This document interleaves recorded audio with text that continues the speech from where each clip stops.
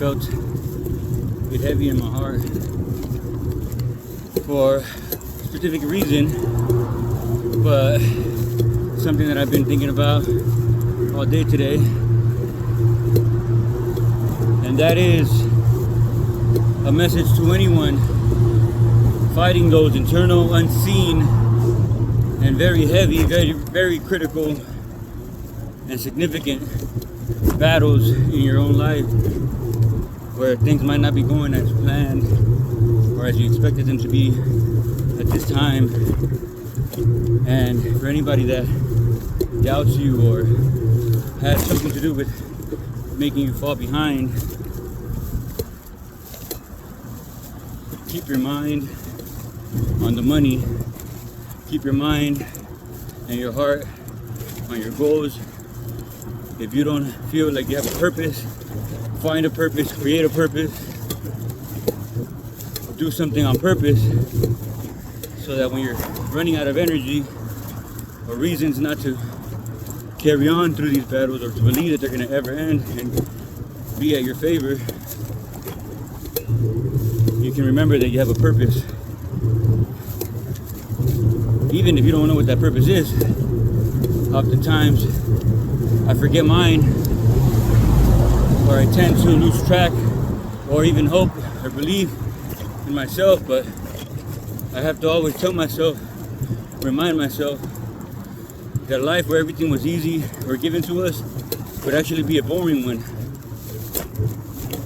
And so the good things do come eventually and with all hard work, but most of all rewarding when you know that it was extremely difficult and you were able to get through it, mostly if not only on your own. I have to deal with a part of me that didn't know some information or didn't feel some certain type of way until after my family abandoned me,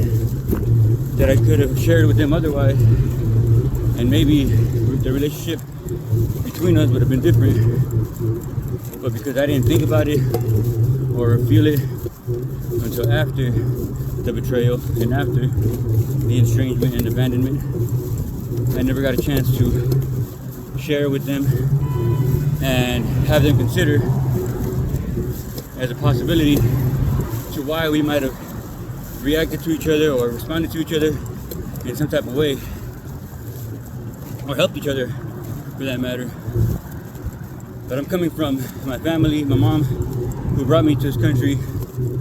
I guess legally in a sense, but overstayed her visa and temporary visit, violated the moment she never returned, only to make us and herself illegal, up until deferred action of childhood arrivals was passed and allowed for people like myself, who were brought as a child, to basically, who also went to school and everything here, who can basically qualify for temporary work visa and then renew it over the years, so long as it's in good standing. That, however, would change after an incident happened where my mom thought I was trying to steal her car because I would sleep in it after her and her husband, who she met thanks to me encouraging her and taking her out after my father left her, to basically getting to know this guy, asking me if they could date or if I was okay with it, which of course I was, because I didn't want to see her sad all the time. I wanted her to move on and notice that it doesn't matter what age you're in, you can always find somebody, a connection hopefully. And so anyway, I had my issues with him. They kicked me out, and so when I had nowhere else to go, before I had this confidence that I have in myself now to live out this way, I would basically go and sleep in her car and then leave in the morning before she got up to go to work and take off or whatever. But on one particular night, she assumed or thought that I was trying to steal the car because the alarm went off, and therefore started a fight, one which I fled until the next morning, but in my own madness and probably addiction as well, didn't say the things like I should have said it. But because I felt like I was attacked, and they did kind of beat me up that night, I felt like antagonizing it and making matters worse by threatening that I could have otherwise called police or some shit because what they did was not right and unfair or whatever. But doing so provoked her, taunted her into setting me up to have me arrested, basically for going into the house that I grew up in when I was going through it a lot, and all mainly or mostly for what I knew was only to shit, shower, shave, and eat to look presentable for work that I was looking for at the time. And so that little exchange and my taunting provoked her to respond in such a way as to make me believe that I was going to her house or to the house I grew up in also to basically apologize and explain myself. But instead, she was pretending to be showering, and then what it turned out to be was that she was calling police on me while I was outside waiting to talk to her. And so goes the story after the fact that I basically went to jail trying to fight the case and avoid any felony strikes, as I knew that it would disqualify me from my deferred action. And so I represented myself, and after countless deals that I countered with at court, the DA, who was, I guess, representing my mom in this case, took it upon themselves to offer only worse and worse deals over time, which frustrated me to the point that I figured I would just take it to trial and run my chances and luck there, which I did. And unfortunately, I lost my trial, my case, and instead of one strike that would have been given to me if I would have accepted whatever deal that he was offering, I ended up getting 2 strikes for residential burglary, breaking and entering, and possession. But the possession charges, of course, were the least severe and therefore removed or not really considered. But I was hit with the 2 strikes for breaking and entering, residential burglary. A case that left me extremely wounded, emotionally, and mentally, spiritually, until I was able to go, to rehab for originally it was like 1 year at Salvation Army, but there was issues there. I got kicked out. I immediately contacted the person in charge of my release and asked about another program, and they put me into another kind of rehab in the hood for the 1 year of mandatory rehabilitation that I had to do. And I ended up staying there for 3 years, 2 years over the necessary amount, only because no one in my family wanted to take me back or help me after the 1 year. And I guess they thought that I was getting some support or help in that rehab, but unfortunately, and this is just my personal experience and truth, it's not the rehab or the program that was the problem, but rather the fact that I was only able to get encouragement or the willpower or any interest for anything once I started using again and under the radar, still doing everything that I needed to do, but I was just being responsible and helpful to the point where they wanted to make me staff, but knowing my hypocrisy, I couldn't accept it or didn't want to accept it. And it wasn't until I was confronted by my sponsor at the time, who I was going to meetings with, doing testimonies, and I finally heard from his mouth first before my family, that he was proud of me. And when he said that and told me he was proud of me, in my heart, it just sank, dude. I was like, dude, this was all I've been expecting or hoping to hear from my family, but never in the 1 year, 2 years, 3 years that I was in rehab for did they ever say that. And I couldn't let myself go on lying still to this sponsor, whose name was ironically Justice. But I basically had to break him with the truth and tell him that he shouldn't be proud of me. There was nothing to be proud of. And then going on and sharing and explaining the reasons why, which of course, because of how much he really believed and thought that I was doing the right thing, he basically was in shock and, careful baby, and so he basically got upset, and of course, a little heartbroken myself. I figured, maybe I could have been jeopardizing his sobriety, I guess. And so I told him that, thanks for everything, but I guess that the best plan of action at that point was just for us to part ways, and for me to be grateful for the time that he did sponsor me for, and the things that I did learn and accomplish while working under him, or being, mentored under him. And so we left it at that, right? But I was also still on this journey to discover and figure out or find out why that was. Why was it that I was otherwise going to sleep, or just at the program, sleeping, going to meetings, waking up, sleeping, eating, playing games on my phone, and doing nothing productive, nothing hopeful, nothing, that was proactive, but just basically existing and sleeping, up until the point that somebody offered me some drugs. And the moment that happened, I started becoming more productive. I started getting up and, going to meetings outside of the program, and doing everything that was otherwise advised or the perfect example to do. And I wasn't proud of it, because I was, taking people with me, but I was still making them believe that I was good, that I was clean, that I was sober. Maybe with the exception of a few who also were on the same level as me, operating and functioning at a productive level, despite the fact. And so I share this because it's very important. And I guess the thing that got me to making this video to begin with was word and news about a friend, very close friend of mine, somebody that played a significant role in my childhood, and also that I still, to this day respect and look up to. Apparently has fallen into the drug addiction, and has been, from what I heard, just lost or whatever. And I just couldn't believe it, because I didn't think he would be the type. But the fact that this stuff happens, and it doesn't matter what age you're in, it doesn't matter when it hits you, it gets you when it gets you, And I think that a lot of times we negatively judge people who are under the influence or who do use, because it's been so stigmatized and looked down on as something that is,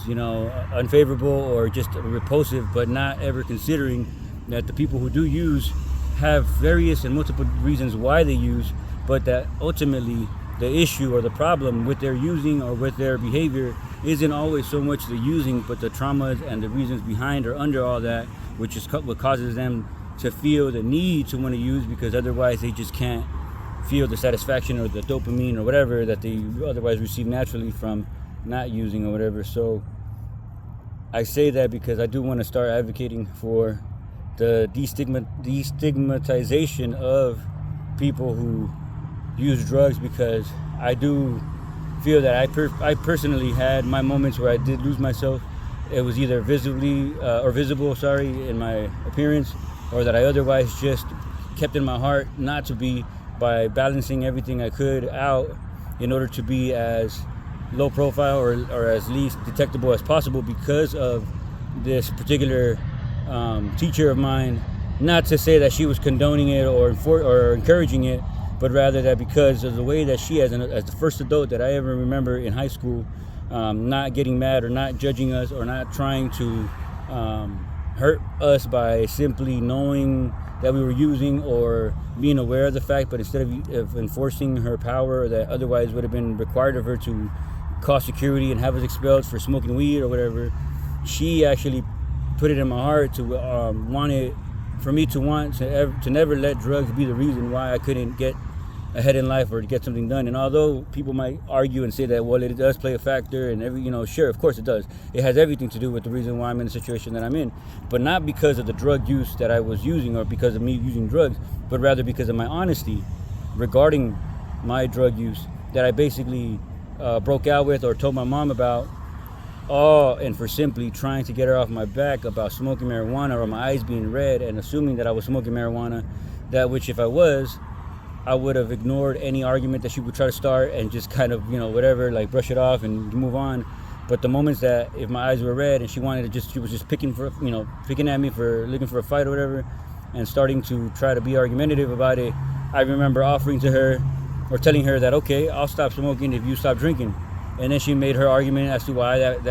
why she wasn't going to do that, and because she still goes to work and she was still responsible, and all these things that at the time I was able to argue back and say, okay, well, so can I. So then why are you on my case about, weed, and you don't look at yourself about alcohol? And of course, she would jump on to whatever anyone and they always go to. They forget that alcohol at one point was illegal as well. And so they start saying, well, this is not banned by the government or whatever, and it's not wrong. And I'm like, okay, well, drugs, are the same thing. They basically, alcohol started the same way. And anyway, I made my argument, didn't help, didn't work.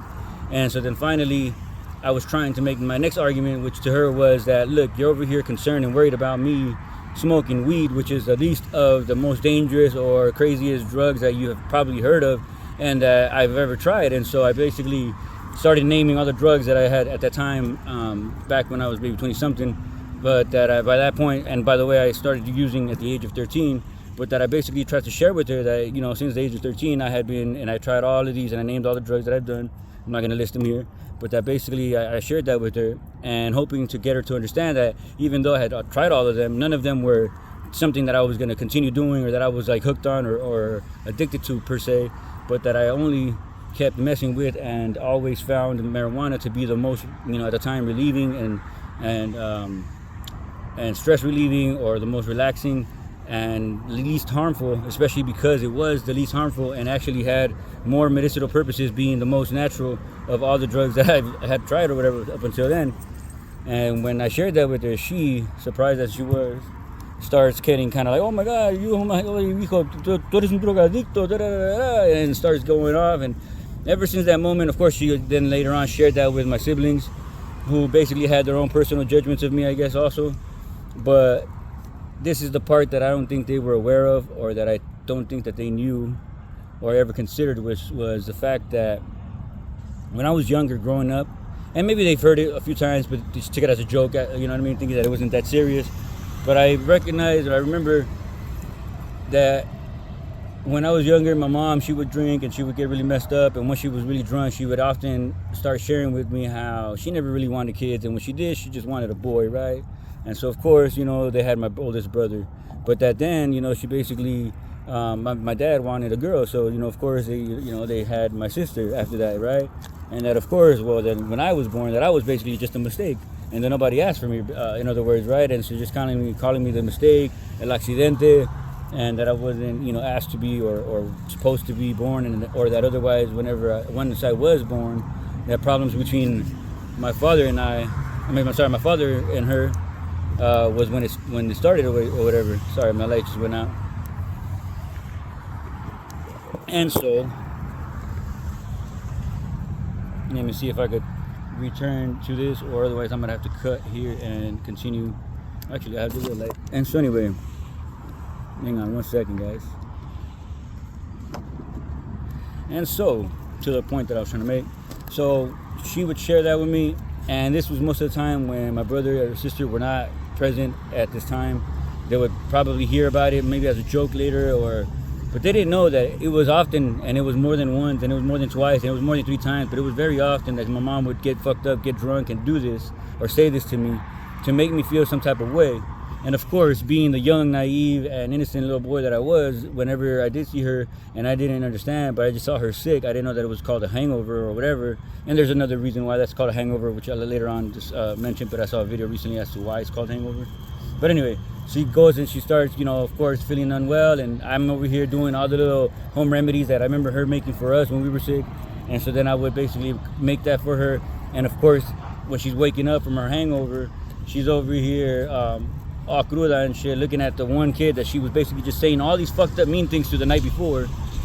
is the one that's taking care of her and trying to make sure that she's okay, and basically caring for her when she's sick and throwing up, right? And I can understand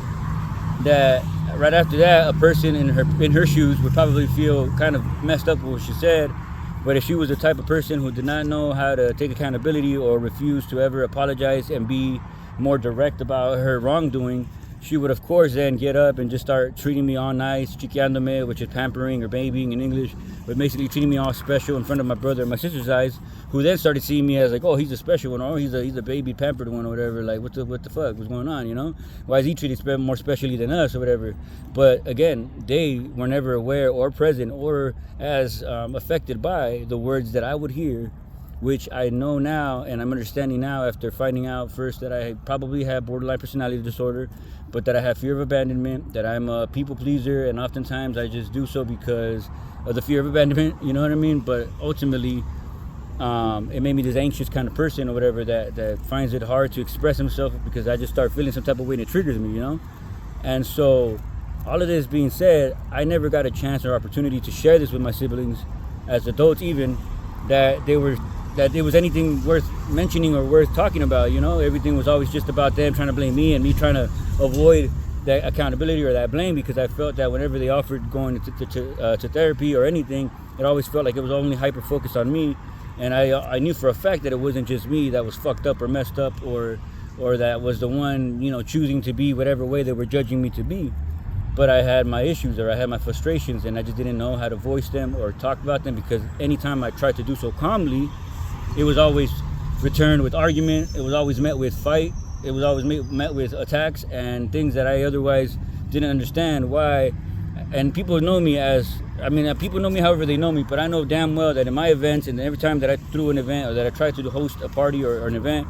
I was the peacekeeper. I was trying my best to keep things at peace, because I knew that things were not worth fighting about, especially when it was over the dumbest, stupidest things, you know. And so of course, I also had a lot of that behavior and personality because of the shit that I was going through with family and seeing in my own family, and grew up in my own family understanding, or also my setbacks and otherwise dreams that were shattered or destroyed based on our legal status.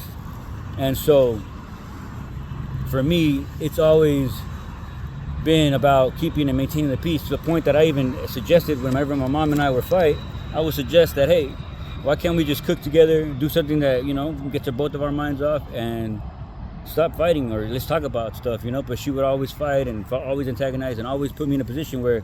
dude, I would only blow up because it got to the point where I did my best and everything that I said, nothing mattered. So of course I would blow up, and of course she would then report that to my siblings or to whoever and make me come off as this terrible person and more exaggerated than I probably behaved or reacted. And so that to me is a very important point, because after I went to jail and all my music recording equipment that I used to have, that used to be my outlet and my, you know, to get out my frustrations and channel them out, but that after going to jail, for whatever reason, I had the impression or the thought that maybe my stuff was being held, or because I had permission from the landlord to keep it outside of my mom's property or whatever, but maybe it was just being held or put away in some storage or something until I finished my program or whatever, or my rehab. And so I didn't really question much about my property or my stuff until, you know, 5 years later that I started, that after I got out of the rehab, I went to live with my brother, and then my mom, you know, kept fighting with me. And so 5 years before she passed, I had to come to the resolution with myself and realize that I did everything I could to keep it at peace with my mom. And so in order for me to stop fighting with her and to stop causing her so much stress,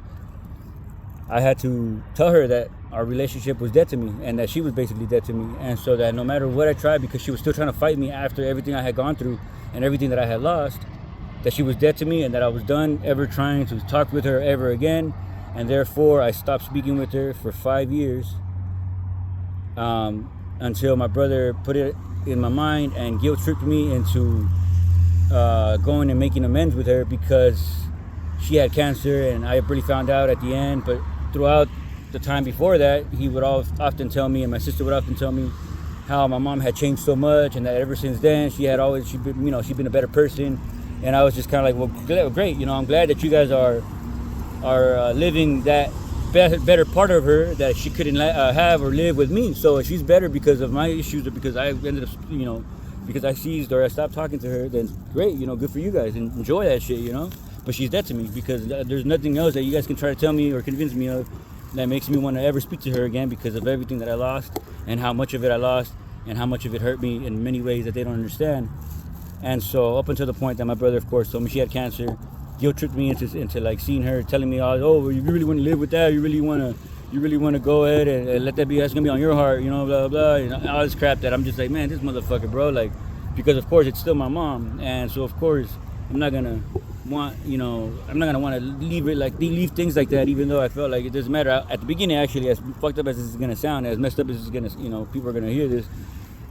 I honestly, my first reaction or my first response to him telling me about her having cancer was, well, she deserved it. Maybe because of what she did to me, she deserved it, and so what? Would I care? She was dead to me already, so why do you want to tell me she has cancer? She's already dead to me, right?